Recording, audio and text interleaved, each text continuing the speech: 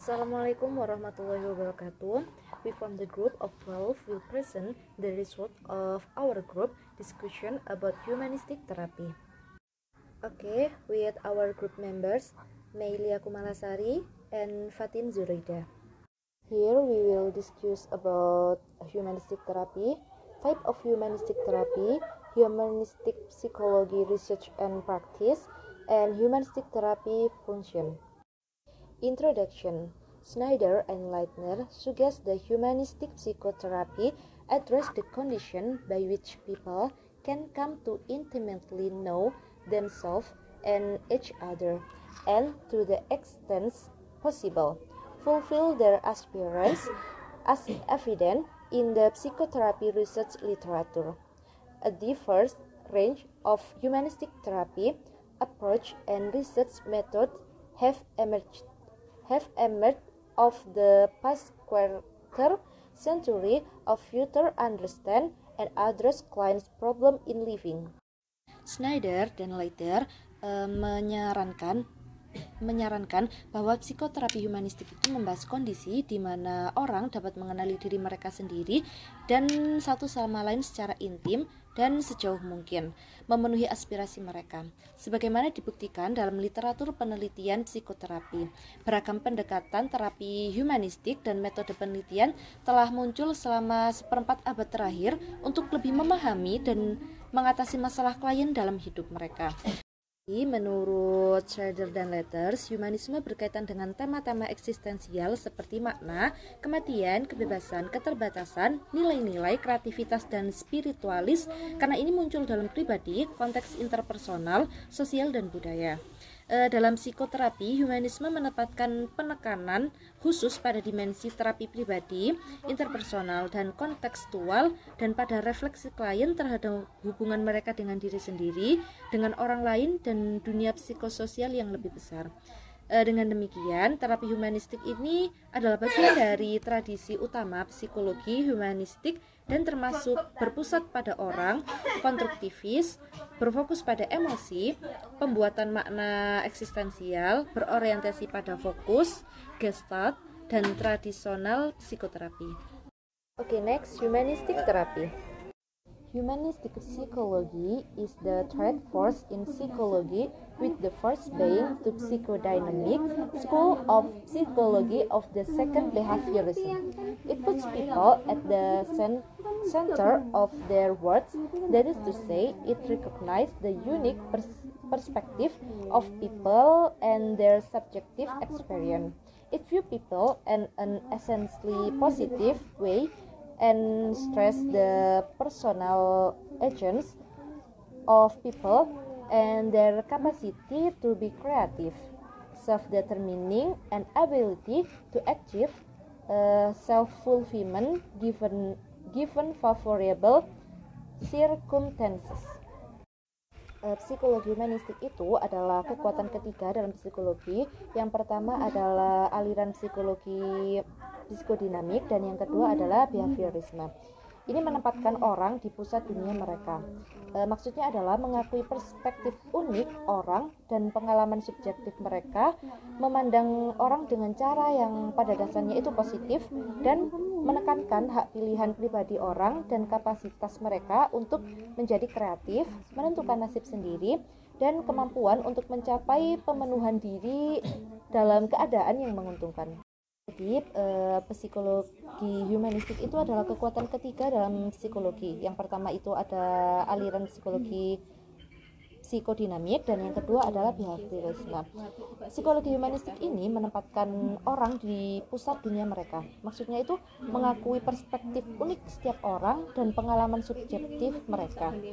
Psikologi humanistik ini berbeda dengan aliran psikodinamika yang dicetuskan oleh Freud yang memandang bahwa setiap orang itu negatif.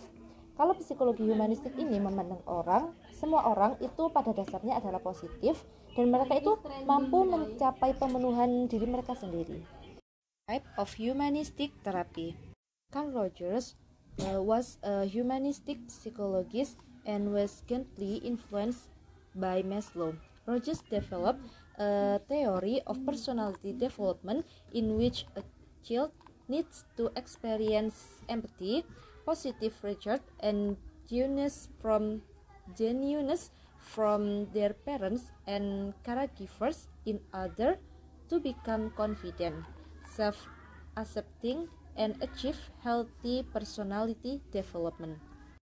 When the condition of understanding, positive appreciation, and sincerity are given by parents and caregivers, they will be able to reach their representative potential. This is a person will go out of his way to reach their potential in any situation they find themselves in. Personal-centered counseling will help a person to achieve themselves and from a positive self-concept and respect their own feelings and opinions. The counseling will be effective for people who are in the dependent state and need to cultivate greater dependence. Carl Rogers adalah seorang psikolog humanistik yang sangat dipengaruhi oleh Maslow. Rogers mengembangkan teori perkembangan kepribadian ini di mana seorang anak itu perlu mengalami empati, penghargaan positif, dan ketulusan dari orang tua dan pengasuhnya untuk menjadikan percaya diri, menerima diri sendiri, dan juga mencapai perkembangan kepribadian yang sangat sehat. Ketika kondisi pemahaman, penghargaan positif, dan ketulusan diberikan oleh orang tua atau pengasuh, mereka akan mampu mencapai potensi mereka masing-masing. Maksudnya di sini adalah seseorang akan berusaha sangat keras untuk mencapai potensi dan situasi dimanapun mereka temukan. Konselor person center akan membantu seseorang untuk menerima diri sendiri dan membentuk konsep diri yang positif dan menghargai perasaan dan pendapat mereka masing-masing. Konseling ini akan sangat efektif untuk orang-orang yang berada di tahap ketergantungan dan sangat perlu dan membutuhkan kemandirian yang lebih besar. Fritz Perls is the organizer of Gestalt counseling. He was a trained psychiater and psychoanalyst. In Gestalt counseling, self-awareness and immediacy of one person's experience and situation is paramount of psychological well-being. A Gestalt counselor will help a person to become more self-aware, self-responsible parents, and aware of their needs. The counselor will help the client of grow in self-awareness and trust their inner process. Gestalt counseling is an effective approach for people who are suffering from psychosomatic disorders and can help people who have become disconnected from their emotions. Fritz Perls adalah pencetus dari Gestalt counseling. Dia adalah seorang psikiater dan psikoanalisis yang terlatih. Di Gestalt counseling sendiri, kesadaran dan kedekatan pengalaman dan situasi saat ini adalah yang paling utama untuk kesejahteraan psikologis. Konselor Gestalt akan membantu seseorang menjadi lebih sadar diri, bertanggung jawab, hadir, dan sadar akan kebutuhannya sendiri-sendiri. Konselor akan membantu kliennya untuk tumbuh dalam kesadaran diri dan mempercayai proses batin mereka. Seorang konselor Gestalt didorong untuk menjadi lebih kreatif dalam pendekatan mereka yang harus bervariasi tergantung pada konteks kepribadian klien masing-masing. Gestalt counseling adalah pendekatan yang sangat efektif untuk orang-orang yang menderita gangguan psikomotorik dan dapat membantu orang-orang yang telah terputus dari emosi mereka. Transactional analysis atau analisis transaksional. Eric Berne 1910 to 1970 developed transactional analysis in the 1950s. He was a psychiatrist and a trained psychoanalyst in the Freudian tradition. Transactional analysis views a person as having three separate ego states which are called the parent, adult, and child. And social transaction can be transacted from each of these ego states. Therefore, a person can be said to be in a particular ego state depending on the style of transaction. Eric Berne 1910-1970 mengembangkan analisis transaksional pada tahun 1950-an. Dia adalah seorang psikiater dan psikoanalisis terlatih dalam tradisi Freudian. Transactional analysis memandang seseorang memiliki 3 status ego terpisah yang disebut ego orang tua, ego dewasa, dan ego anak. Dan transaksi sosial dapat ditransaksikan dari masing-masing status ego ini. Oleh karena itu,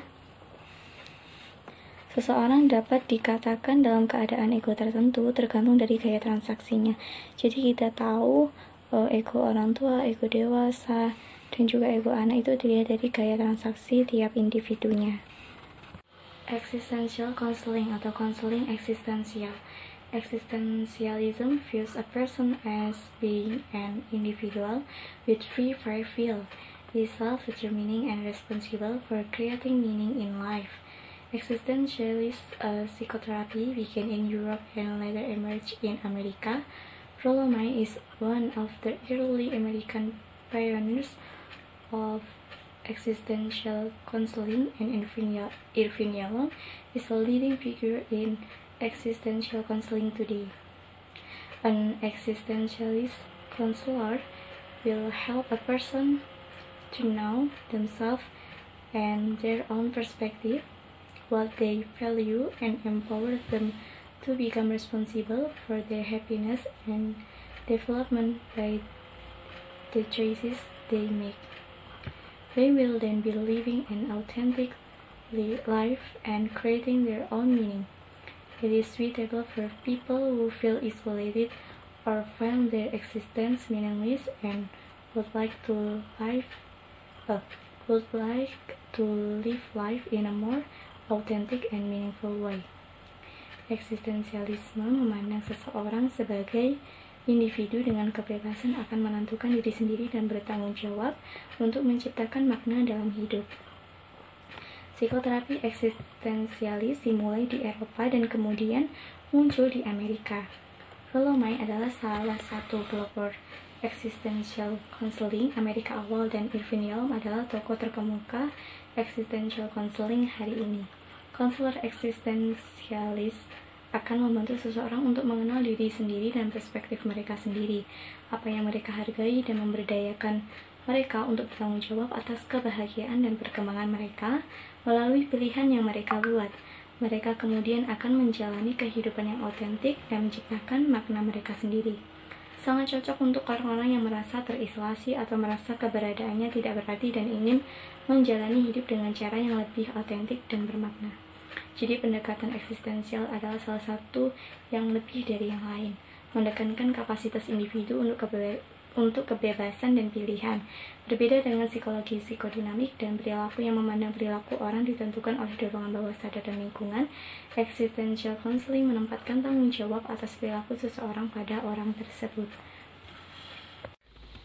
Humanistic Psychotherapy Research and Practice. Penelitian dan praktik psikoterapi humanistik. Humanism is concerned with such existential themes as meaning, mortality, freedom, limitation, values, creativity, and spirituality as these arise in personal, interpersonal, social, and cultural contexts. In psychotherapy, humanism places special emphasis on the personal, interpersonal, and contextual dimension of therapy and on clients' reflection on their relationship with self, others, and the large psychosocial world. Dalam psikoterapi, humanisme menempatkan penekanan khusus pada pribadi, interpersonal, dan dimensi kontekstual terapi, dan refleksi klien pada hubungan mereka dengan diri sendiri, orang lain, dan dunia psikososial yang lebih besar. Terlepas dari kenyataan bahwa pendekatan psikoterapi humanistik ini bervariasi sampai tingkat tertentu dalam teknik dan konsepsi, Eliot, Watson, Greenberg, Timulak, dan Freire 2013 berpendapat bahwa pendekatan humanistik psikoterapi kontemporer memiliki seperangkat asumsi teoritis dan prinsip-prinsip praktik mereka, termasuk pengesahan sentralitas terapi yang benar-benar empatik dan berharga, hubungan sebagai landasan teoritis yang paling penting dari terapi humanistik. Dengan demikian, pengalaman subjek setiap klien adalah sangat penting, dan dalam upaya untuk memahami pengalaman itu, terapi humanistik mencoba untuk masuk secara empatik ke dalam dunia klien dengan cara yang memberikan klien pengalaman interpersonal baru yang memvalidasi secara emosional. Kemudian fokus pada peningkatan pengalaman klien dalam terapi, yang didefinisikan sebagai proses holistik dari kesadaran yang segera dan berkelanjutan yang mencakup persepsi, penginderaan, perasaan, pemikiran, dan keinginan. Dengan demikian, intervensi dan tanggapan terapis yang memperdalam atau merangsang pengalaman emosional klien tertanam dalam konteks hubungan fasilitatif empatik. Klien dipandang sebagai agen yang menciptakan makna simbolisasi yang pengalaman subjektifnya merupakan aspek penting dari kemanusiaan mereka. Kemudian penekanan pada beroperasinya kecenderungan integratif, formatif, berorientasi pada kelangsungan hidup, pertumbuhan, agensi pribadi, dan penciptaan makna.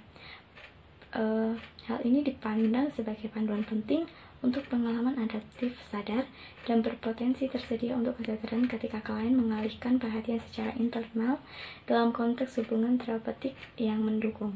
Kemudian secara konsisten berpusat pada orang ketika melibatkan klien. Ini melibatkan terapis asli, perhatian, dan rasa hormat untuk setiap klien yang dilihat secara holistik sebagai individu yang unik, yang memiliki susunan emosi, perilaku, cerita, dan kapasitas yang kompleks yang kadang-kadang dapat dilihat sebagai perwakilan dari kategori diagnosis klinis tertentu, tetapi tidak pernah direduksi menjadi satu. Humanistic Therapy Function atau fungsi dari terapi humanistik. Humanistic therapy has been used to treat a range of different mental health conditions. Some of these include 1. Anxiety, 2. Depression, 3. Low self-esteem, 4. Panic disorder, 5. Personality disorder, 6. Post-traumatic stress disorder, 7. Psychosis, 8. Relationship problems, 9. Trauma. Terapi humanistik telah digunakan untuk mengobati berbagai kondisi kesehatan mental yang berbeda. Beberapa di antaranya adalah yang pertama, gangguan kecemasan, kemudian yang kedua, yakni depresi, kemudian yang ketiga, kepercayaan diri yang rendah, kemudian yang keempat, gangguan panik, yang kelima, gangguan kepribadian, yang keenam, gangguan mental yang terjadi akibat dari peristiwa yang traumatis atau PTSD, kemudian yang ketujuh yakni psikosis, yang ke-8 masalah hubungan, dan yang ke-9 adalah trauma.